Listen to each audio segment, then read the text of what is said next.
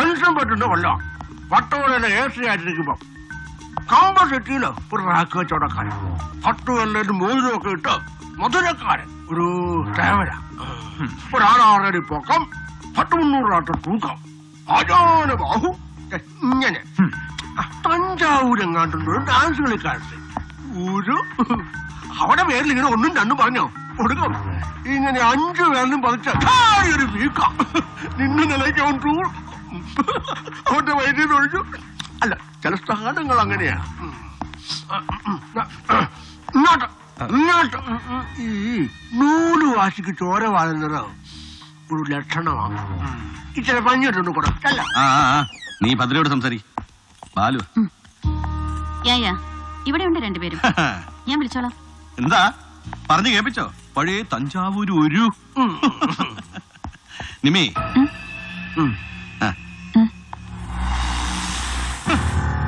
നല്ല കയ്യൂക്ക്, നല്ല കായബലം, നല്ല ബുദ്ധി, നല്ല തണ്ടല്, നല്ല തന്തയ്ക്ക് പിറവി, ശത്രുസ്ഥാനത്ത് നിർത്താൻ പറ്റിയ വിത്തുഗുണമുണ്ട് നരിക്ക്. നല്ല പേരും. ഇഷ്ടമല്ലേ നരിയെ? അതല്ല, കിട്ടിയിട്ടുണ്ട്. അത് ഞാൻ പിന്നെ നമുക്ക് ഈ കണ്ട നാലുകാട്ടൊന്ന് സ്ട്രീറ്റിൽ കിടന്ന് ഫൈറ്റ് വേണ്ടല്ലോ എന്ന് വെച്ചിട്ടാ. അത് അന്തസ്. നിന്റെ തന്ത വലിയ മജിസ്ട്രേറ്റ് ആയിരുന്നല്ലോ. മാന്യത കാണിക്കാം മരിച്ചു കിടക്കുമ്പോ. ജോസിന്റെ ഭാര്യ വത്സമ്മ. അതെ. ജോസുമായിട്ടുള്ള നമ്മുടെ ഇടപാടുകളിൽ വത്സമ്മയ്ക്ക് നേരിട്ട് അറിയാമെന്ന് പറയാൻ അതൊരൊറ്റയാൾ മാത്രമാണ്, അപ്പിച്ചായി. ഒരിക്കലും ഉപദ്രവിച്ചിട്ടുണ്ട് അവളെ. അതൊരുപാട് കൊല്ലം മുമ്പാ ജോസവളെ കെട്ടിക്കൊണ്ട് വന്ന കാലത്ത്. വന്ന കാലത്തല്ല, വന്ന അന്ന്, ആ ദിവസം. വത്സമ്മ ഒന്നും പറയല, ഒരാളുടെ പേരും പറയല. ഇവൻ നേരിട്ട് എന്ന് പഠിപ്പിച്ചിട്ടുണ്ട്. എന്തെങ്കിലും ഒന്ന് പറഞ്ഞു പോയാല് പിന്നെ അവളുടെ കൺമുമ്പിലിട്ട പെമ്പിള്ളേരെ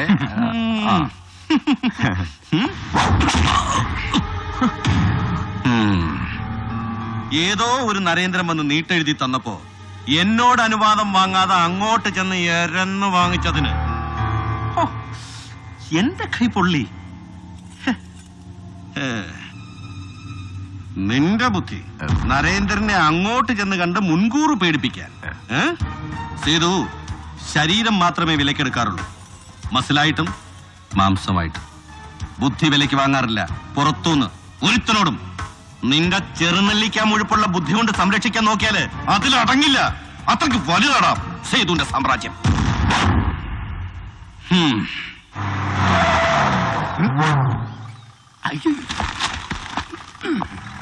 എന്നല്ലേ താച്ച? അയ്യ, ഞാൻ രാജാക്കാട് ചെല്ലപ്പ. ആരെ? രാജാക്കാട് ചെല്ലപ്പ. രാജാക്കാട് ചെല്ലപ്പ. ഞാൻ താൻ sir. Ex member of panchayat, Rajakkad, Idukki. ഞാൻ താൻ sir. Taxi drivers welfare cooperative, Rajakkad. ഞാൻ താൻ സാർ. പ്രസിഡന്റ് തിരൈപ്പട ഫാൻസ് കൂട്ടണി. ഞാൻ താൻ സാർ. എല്ലാമേ ഞാൻ താൻ. ഒന്ന് ഹോൾഡ് ചെയ്തോണേ സാർ. ഇതേതാണോ ഈ സാധനം? ഇങ്ങോട്ട് മാറിക്കണോ സാർ? ഇതാ ജോസിന്റെ ഭാര്യയും കൊച്ചുങ്ങളെയും കൂട്ടിക്കൊണ്ട് വന്ന ആളാ സാർ. ഇദ്ദേഹം ഫോൺ എടുക്കുന്നില്ല എന്ന് പറഞ്ഞ് വീട്ടിൽ നിന്ന് ഉച്ചയ്ക്ക് ഉണ്ണാൻ ചെല്ലുവന്നു. ഇല്ല,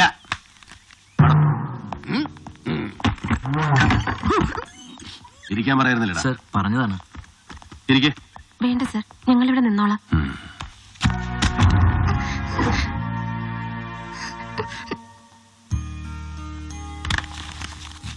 സെക്ഷൻ ഇരുത്തിയിട്ട് സാഹത്തിലൂടെ കുട്ടികൾ കുടിക്കാൻ എന്തെങ്കിലും വരുത്തിച്ചു കൊടുക്കാൻ പറയും. ചായയോ ജ്യൂസോ. എടാ കുറുപ്പിനോട് ആ സാധനങ്ങള്. ജോസിന്റെ. സർ വരൂ. ചെല്ല്. ഞാൻ ഇരിക്കില്ല. ഇയാളാരാ? ബന്ധുവാണോ? അതെ സാർ, എന്റെ ചേച്ചിയുടെ. 1.5 കൊല്ലം അംഗൻവാടിയിൽ ടീച്ചറായിട്ട് ജോലി നോക്കിയിട്ടുണ്ട് വത്സമ്മ, മാട്ടുപ്പെട്ടിയിൽ. പിന്നീട് ജോസായിട്ട് അത് നിർത്തിച്ചു. നിങ്ങളുടെ കല്യാണം കഴിഞ്ഞിട്ട് ഇത് 17ാമത്തെ വർഷം. അതെ. ജോസിന്റെ ഇടപാടുകൾ എന്തൊക്കെയായിരുന്നു അറിയാമായിരുന്നോ വത്സമ്മയ്ക്ക്? ആദ്യമൊന്നും എനിക്ക് അറിയത്തില്ലായിരുന്നു സർ. പിന്നെയാ. പിന്നെ അറിഞ്ഞപ്പോ വേണ്ടാന്ന് ഒരുപാട് പറഞ്ഞു നോക്കിയിട്ടുണ്ട് സർ. ആരൊക്കെയായിട്ടായിരുന്നു ഇടപാടുകൾ അറിയാമോ? ഇല്ല.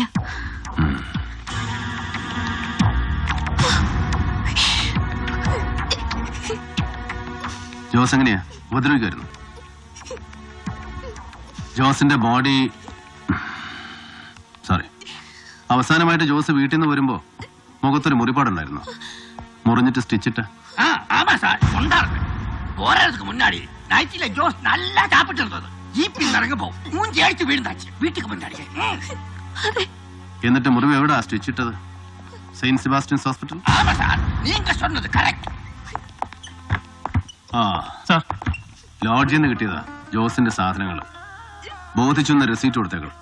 ഇവരെ കുട്ടികളിലേക്ക് നിർത്തിക്കൊണ്ടു. സാർ വരൂ. அழாதோ அழாதே, நான் இருக்கலையா? ചെല്ലപ്പാ, சார் നീ എങ്ക നില്ലപ്പാ. சார் நீ போமா, நான் வர்றேன். சொல்லு. கடவுளே, பாவம். ரொம்ப கஷ்டம் சார் உள்ள லைஃப். நான் ஒருத்தர் மட்டும் தான் உதவி, வேற யாருமே இல்லை. சார் ஒரு சின்ன ரெக்வெஸ்ட் என்ன சார். பாவம் பொண்ணு, அந்த மூத்த பொண்ணுக்கு பருவ பிராயம் 15 வயசு. വല്ലാത്ത കാലമല്ലേ സാർ. കാട്ടുമുക്കിൽ ഒറ്റയ്ക്ക് കിടന്ന് വല്ലതും സംഭവിച്ചു പോയാൽ പുള്ളകളെ കൂട്ടി എന്റെ വീട്ടിൽ വന്നിരിക്കാൻ സാറായിട്ട് പറയണം അവളോട്. സാറ് പറഞ്ഞ അവളെ കേൾക്കും. ഞാൻ അവളെയും മോളെയും എന്റെ സ്വന്തം ഭാഗ്യ പോലെ നോക്കും. മോനെ, നിനക്ക് ഞാൻ മറ്റേ മാമാപ്പണി കൂടി ചെയ്തോ അല്ല? അച്ഛനെ മാറ്റിനോടാ നീ ആരോടെങ്കിലും മഴ പറഞ്ഞ് പേടിപ്പിക്കാൻ? കള്ളം പറയാൻ ഉണ്ടെന്നങ്ങനെ അറിഞ്ഞ മതി, കൊന്നളെ ഞാൻ.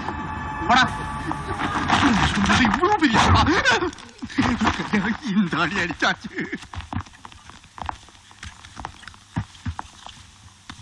രാജാക്കാട് ചെല്ലപ്പ ഒരു തോക്കെടുത്ത് നെഞ്ചത്തോട് കുത്തിയ പേടിക്കാൻ നോക്കിയതാ. പുറമേ കാണുന്ന ഇനമല്ല, പോടനല്ല, ട്രെയിൽ ഹെം.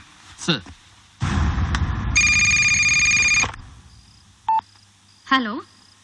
ആ ഒന്ന് ഹോൾഡ് ചെയ്തോണേ. ദാ കൊടുക്കാം. മുസ്തഫ. പറഞ്ഞുപോയി, ഒന്ന് എടുത്തോ.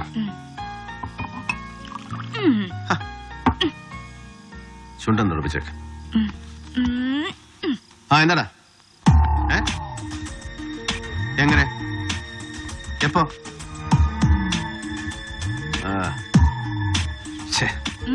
എന്ത് പറ്റി? ആ മറ്റോ മിസ്സായി മുസ്തഫയുടെ കയ്യിൽ നിന്ന്. ആര്? ചെല്ലപ്പ. അവനെ കണ്ടാലറിയാം അവന്റെ ബോഡി ലാംഗ്വേജ്, ഹിസ്ട്രിയോണിക്സ്. പക്കാ ക്രിമിനലാണ് അവൻ. എന്നാ പിന്നെ വിട്ട എന്തിനാ? കസ്റ്റഡിയിൽ എടുത്തുകൂടായിരുന്നോ നരിക്ക്? ഏയ്, സൂചനകളേ ഉള്ളൂ, അല്ലെങ്കിൽ വെറും തോന്നലുകൾ, അല്ലെങ്കിൽ രണ്ടും. കസ്റ്റഡിയിൽ എടുക്കാൻ അത് പോരാ, കൂത്തി നിക്കലടി കഴുതേ. പേടിയുണ്ടോ നരിക്ക്? ജോസിന്റെ ഭാര്യയുടെ കണ്ണുകളിൽ ഞാൻ കണ്ട പേടി, ഇറ്റ് വാസ് സോ ഇന്റൻസ്. ആരോ പേടിപ്പിച്ചിട്ടുണ്ട് അവരെ. ചോദിച്ചില്ലേ? No, she couldn't take it. അവരെന്തോ ഉറക്കാൻ ടെൻഷനല്ലേ നരിക്ക്?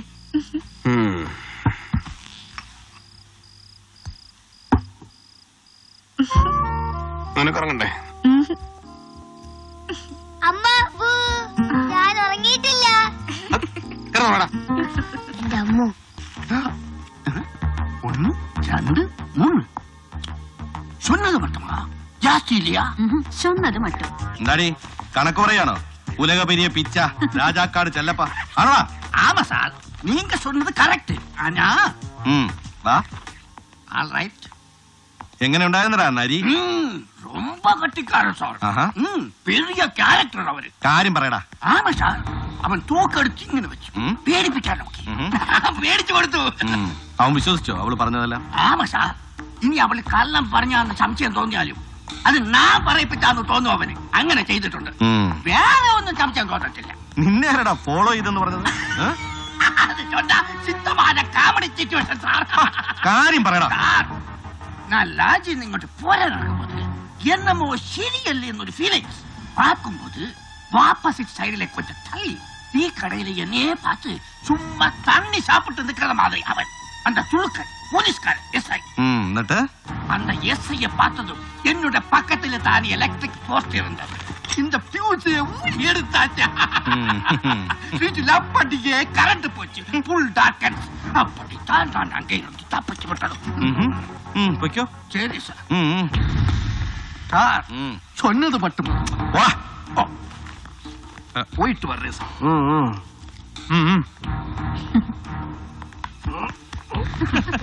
അപ്പിച്ചായിട്ട് ഓരോരോ ഗഡികളെ. പക്ഷേ ഫ്യൂസ് ഊരിയതുകൊണ്ട് കാര്യമില്ല. അവനെ ഫോളോ ചെയ്യുന്നുണ്ട് നരിയുടെ ഷാഡോ പോലീസ്. ആ എടാ, എന്ത് പ്രായം വരൂടാ ജോസിന്റെ ഇളയ കൊച്ചിന്? ഒരു 5 or 6. കഷ്ടം കഷ്ടം. കമ്പിളി കണ്ടൻ ജോസ് അവസാനമായിട്ട് വീട്ടിൽ നിന്ന് പോരുമ്പോ എല്ലപ്പട്ടി ചെക്ക് പോസ്റ്റില് ഡ്യൂട്ടിയിലുണ്ടായിരുന്നത് നീയും ഈയാണ് അല്ലടാ? അതെ സാർ, പറഞ്ഞല്ലോ. പറഞ്ഞു. പക്ഷേ ജോസിനെ വേണ്ടുമ്പോ ചെക്ക് പോസ്റ്റ് കടത്തിവിടാൻ പുറത്തു നിന്നോ മോളിൽ നിന്നോ അങ്ങനെ ആരെങ്കിലും വിളിച്ചു പറഞ്ഞിട്ടുണ്ടോ എന്ന് ചോദിച്ചാല് ഉണ്ടേൽ അത് ആരാണെന്ന് ചോദിച്ചാല് അത് മാത്രം നീ പറയല്ല. അല്ലടാ, എനിക്കറിയില്ല എന്ന് പറഞ്ഞില്ലേ?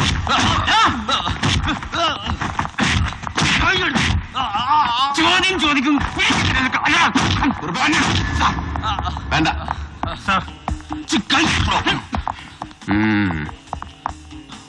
യൂണിയൻ നേതാവാണ് Omanakuttan, state committee member. Sir, ഒരു വിളി വന്നിരുന്നു മോളീന്ന്. സർ, ജോസിന്റെ ഒടുക്കലത്തെ ട്രിപ്പിൽ അവൻ വീട്ടിൽ നിന്ന് പുറപ്പെട്ട സമയം വെച്ച് കൂട്ടിയാല് അവൻ ചെക്ക് പോസ്റ്റ് കിടക്കുന്നത് ഒരു 5:30 മണി വെളുപ്പിന്, അല്ലേ കുഞ്ഞേഷ്ണ? സാർ, അന്ന് കൃത്യം 5 മണിക്ക് തന്റെ സെൽഫോണിൽ ഒരു കോൾ വന്നു. ഇല്ല സാർ. ദാ, ഈ നമ്പറിൽ ഓർമ്മ. പക്ഷേ ജോസ് കൊല്ലപ്പെട്ട വാർത്ത പത്രങ്ങളിൽ വന്നതിന്റെ പിറ്റേ ദിവസം രണ്ടുപേരും പുതിയ കണക്ഷൻ എടുത്തു, നമ്പറും മാറ്റി. അല്ലേ മിസ്റ്റർ വിജയൻ? Yes sir. ആ പറയടാ. ഒരാളുമില്ല, ഒരാളും ഒന്നും വിളിച്ചു പറയുമ്പോ ചെയ്യിച്ചിട്ടില്ല നിന്നെ ഇവരെ, അല്ലേ? സാറത് കാണുന്നില്ലേ? ഞങ്ങൾ ആരെ ഹലോ സാർ, സാർ ഒറ്റ minute sir. Sir I G. Sir,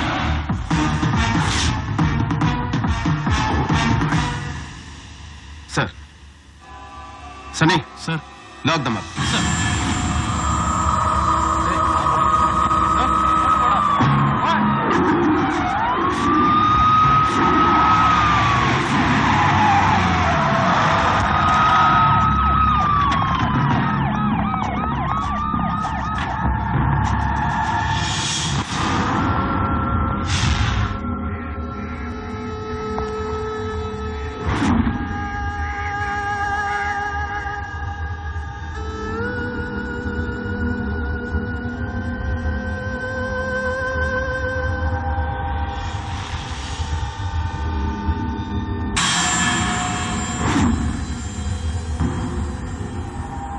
sir, procedures കഴിഞ്ഞു. ആരെ സാർ, ഇവർക്ക് ബന്ധുക്കളെന്ന് പറയാൻ കുറിപ്പിന്റെ ഡീറ്റെയിൽസ് ഉണ്ട്. സാർ, ഫോർമാലിറ്റീസ് തീർത്തു കഴിഞ്ഞാൽ ഉടൻ സഭയോ ഇടവകയോ അടുത്തുള്ള പോലീസ് സ്റ്റേഷനോ ഏതാ വേണ്ടെന്ന് അന്വേഷിച്ചിട്ട്. സാർ.